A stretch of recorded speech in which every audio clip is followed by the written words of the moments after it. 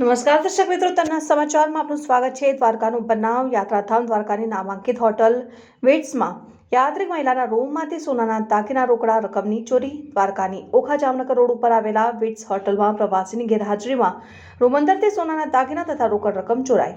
Dwarka police સ્ટેશનના ફરિયાદી જમ્મુ કાશ્મીરના રહેવાસી નેહાબેન સુભાષભાઈ સૈની દ્વારા ફરિયાદ નોંધાવાઈ।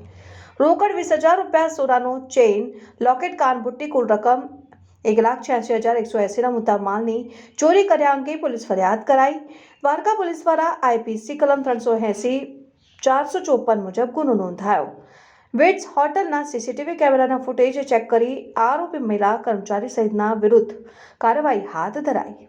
રિપોર્ટર અનિલ લાલ, તન્ના સમાચાર।